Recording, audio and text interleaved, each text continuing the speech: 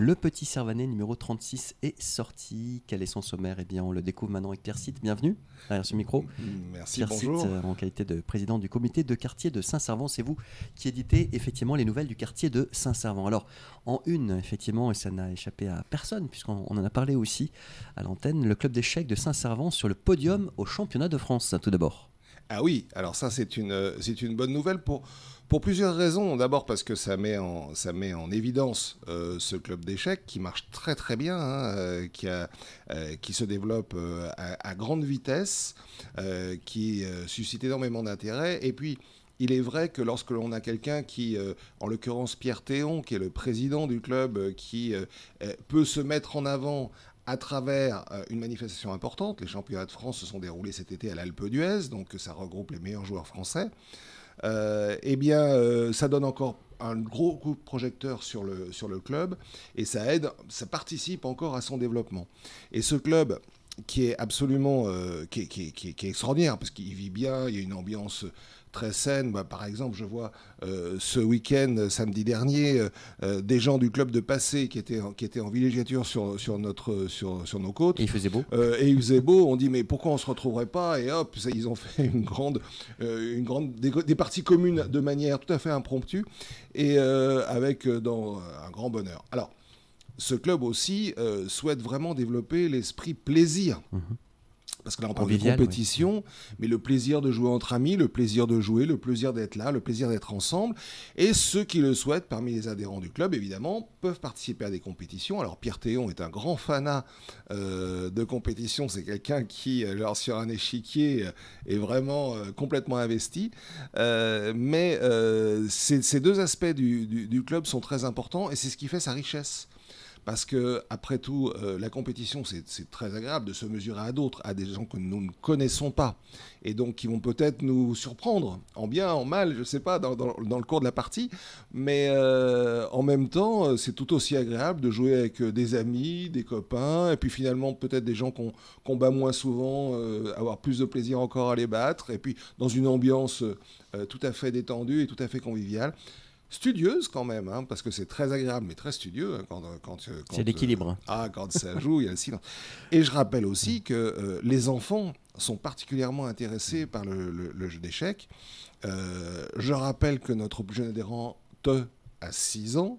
On s'y met. Les cours d'Anthony, alors Anthony est un professeur d'échecs avec qui travaille avec le club depuis la fondation du club, qui est extrêmement compétent, alors avec d'un calme et d'une pédagogie absolument extraordinaire et qui passionne les enfants et des fois même. Alors on dit on fait ça pour les enfants, mais des fois les parents restent parce que finalement c'est pas si mal d'apprendre nous aussi on peut avoir oublié. Non, ce qui ressort de tout ça à travers ce podium, c'est important, vice-champion de France, c'est surtout la mise en lumière finalement de toute cette ambiance extrêmement agréable, extrêmement conviviale, extrêmement fraternelle qui règne au sein de ce club de Saint-Servant. Et d'ailleurs, nous ne désespérons pas de continuer à développer le club, notamment à travers les écoles. Alors, on a contacté certaines. Alors, je n'irai pas plus loin parce que c'est en cours, mais on a contacté certaines écoles pour essayer justement d'aller vers les enfants, puisque moi, par expérience, je sais que quand les échecs vont vers les enfants, ils trouvent leur public, parce que les enfants... Et c'est pour ça qu'on a de si jeunes adhérents, d'ailleurs, les enfants sont très intéressés par ce jeu, qui est à la fois... très complexe, très mystérieux et finalement très simple quand on se plonge dedans, parce que finalement c'est pas si compliqué que ça. Et ce qui fait la difficulté du jeu et son plaisir justement, c'est que même si finalement les déplacements, les pièces sont relativement simples à comprendre, eh bien leur déplacement ensemble fait que aucune partie ne ressemble à une autre, c'est toujours nouveau. Et donc ça, c'est quelque chose de passionnant. Donc merci à Pierre Théon de ce podium. Merci d'avoir, par ce podium, mis en lumière le club de Saint-Servant, qui j'espère, qui s'appelle d'ailleurs l'Échiquier Malouin. Hein. Il est chez nous, mais c'est l'Échiquier Malouin et non pas Servanais. Et j'espère qu'il va devenir vraiment totalement malouin en se diffusant dans tous les quartiers, parce qu'une ville comme Saint-Malo mérite ce genre de club, de grand club. C'est au local du comité de Saint-Servant, mardi, samedi, 16h-19h. Voilà, tout à fait. Et puis pour les jeunes, ils ont cours le samedi après-midi à partir de 14h à 15h. Ok. Alors, il y a aussi des événements comme ça que vous organisez assez régulièrement avec le comité de quartier de Saint-Servant. Pierre Cite, ce sont des rencontres culturelles qui vont nous permettre, là en l'occurrence, le samedi 9 novembre à 14 h à l'espace Bouvet, de découvrir l'incroyable histoire des pennes sardines. Alors tout à fait, alors, on en parle un peu en avance parce que Oui. c'est le 9 novembre, mais c'est un très bel événement. Pourquoi c'est un bel événement? D'abord parce que le 9 novembre, ça fera un siècle exactement que cette fameuse grève des sardinières de Douarnenez s'est Finistère, déroulée. ouais. Et alors surtout, on aura des intervenants importants, enfin, qui sont connus et de qualité, surtout, qui sont connus pour la qualité de leurs interventions. Je pense notamment à Jean-Michel Le Boulanger, qui est le président d'Étonnants Voyageurs, vous le savez, et puis d'autres, hein, Catherine Bussière, Gaël Perel, Cathy Itac, évidemment, avec qui j'ai le plaisir d'organiser cet événement. Et donc, en fait, en 2 mots, mais on en reparlera dans le prochain Petit Servanais, bien évidemment, puisque là, c'est le 9 novembre, hein, c'est dans un mois et demi, dans le numéro 37. Mais alors, on rentrera dans le détail lors de ce Petit Servanais un peu plus, mais ces femmes, souvent très jeunes, qui étaient employées dans les usines dans des conditions qu'on n'imagine pas aujourd'hui. Par exemple, la cloche sonne, signalant l'arrivée des bateaux. Les pennes sardines se lèvent, partent au boulot. Mais au boulot, à midi, à 4 h de l'après-midi, ou à minuit, ou à 4 h du matin, c'est pareil. Il n'y a pas d'heure. Le jour et nuit, la cloche sonne, on y va. Et parfois des filles très jeunes, souvent assez méprisées d'ailleurs parce que ne parlant que le breton, hein, et puis avec une histoire à rallonge parce que, et je ne vais pas tout dévoiler, mais quand elles se sont mises en grève pour demander une maigre augmentation de salaire parce qu'elles étaient payées à coups de lance-pierre, les hommes qui étaient eux embarqués sur les bateaux disaient mais arrêtez, vous n'allez pas vous mettre en grève, nous si on débarque et qu'à la débarque les sardines ne sont pas traitées, elles vont pourrir et nous on ne sera pas payés. Eh bien, finalement, elles ont dit oui, mais elles ont fait valoir leur point de vue. Et les marins, les hommes se sont également joints à ces femmes.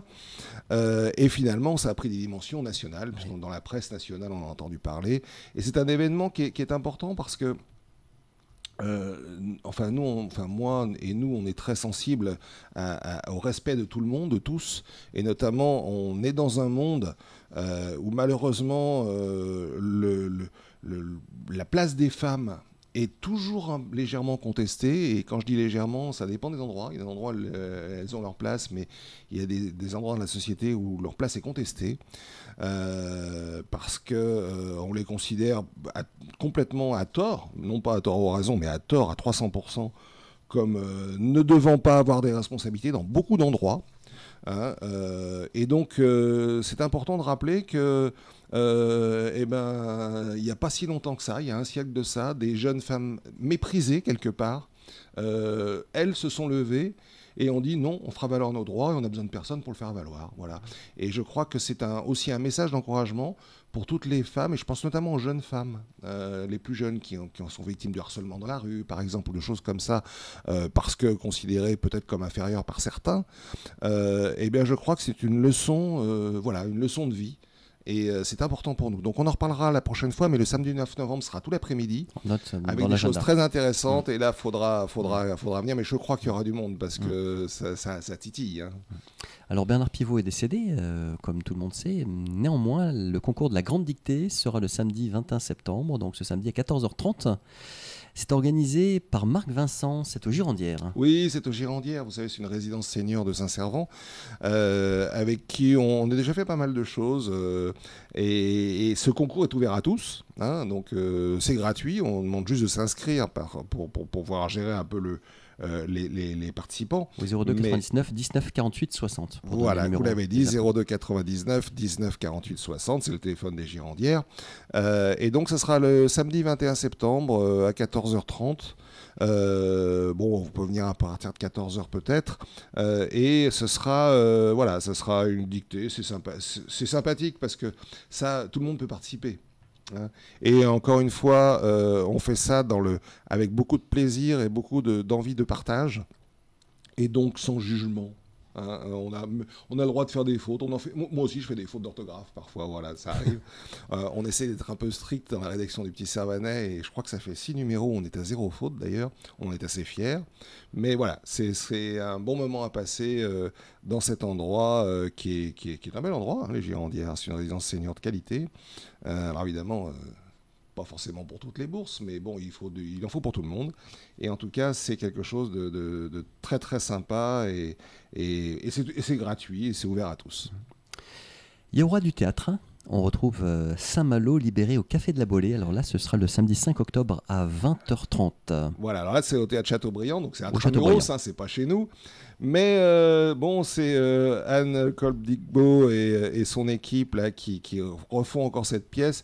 On a de très bonnes relations. C'est le musée théâtre des Corps Saint-Malo. Voilà, avec Anne et son équipe. Et d'ailleurs, on a un projet dont on a discuté ensemble qui est pour l'instant l'état de projet.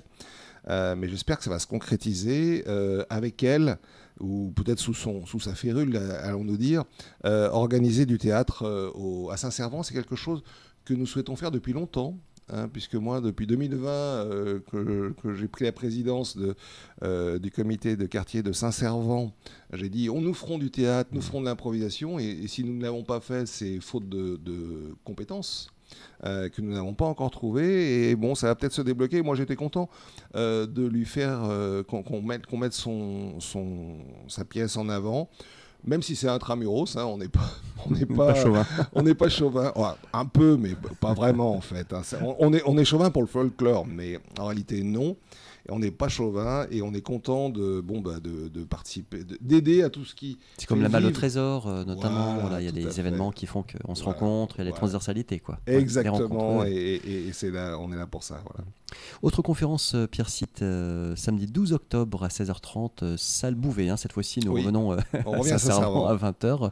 Et aussi sur l'Afrique de l'Ouest. L'Afrique de l'Ouest, alors en fait, c'est aussi l'occasion des 25 ans d'une association qui travaille avec le Sénégal. On aura des intervenants. Alors, je crois qu'il y a Monsieur Méniori qui sera là notamment.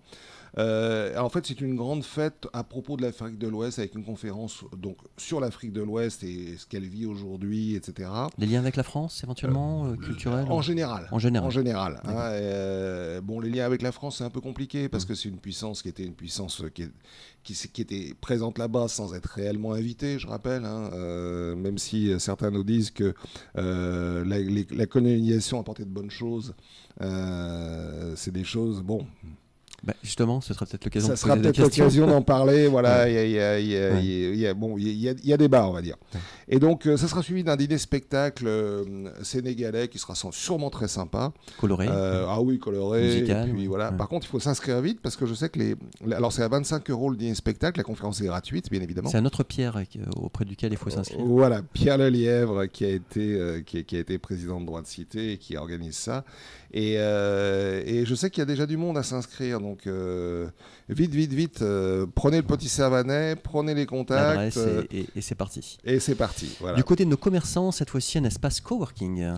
Alors, tout à fait. Alors ça, c'est nouveau à Saint-Servant. Moi, je trouve que c'est une excellente idée qu'a eu Micheline Picot. Alors, Micheline Picot est une célébrité à Saint-Servant puisqu'elle tient une agence immobilière, l'agence Athéna, qui est sur la place Bouvet. Mais les Servanais savent bien que cette agence, finalement, elle est divisée en 2 locaux qui sont reliés entre eux, mais qui sont vraiment distincts l'un de l'autre. Et elle a eu la très heureuse idée d'utiliser ce deuxième local, complètement voisin et intégré au sien, mais voisin quand même, pour créer un espace de coworking, quelque chose qui n'existait pas chez nous, qui n'existait pas à Saint-Servant. Et alors, cet espace de coworking, c'est bon pour les gens qui sont aujourd'hui, qui font de plus en plus de télétravail, ou avoir du travail déporté du bureau classique, bah finalement, c'est une occasion aussi de retrouver d'autres personnes qui bossent, d'échanger, de ne pas être enfermé chez soi si on est en télétravail. Et donc, c'est une très très bonne idée, parce que ça marche du lundi au samedi, il faut le dire, hein, donc c'est très largement ouvert, 9h-19h. Il y a l'Internet au débit, il y a un coin détente très sympa pour boire un café ou autre. Non, c'est bravo à Micheline Picot d'avoir ouvert ça à Place Bouvet. Excellent. Et puis on rappelle très rapidement, effectivement le temps est là, les rendez-vous du comité, que ce soit jeux de société, échecs, on en a parlé, Scrabble en français et en anglais, l'accueil informatique, permanence informatique, Qigong, jeux stimulation mémoire, Scrabble, je l'ai dit, atelier tricot et encore une fois échecs. Merci beaucoup Pierre Sitt d'être venu aujourd'hui dans le 11-12. On se donne rendez-vous au mois d'octobre pour le petit Servanet numéro 30. Merci, au revoir. À bientôt.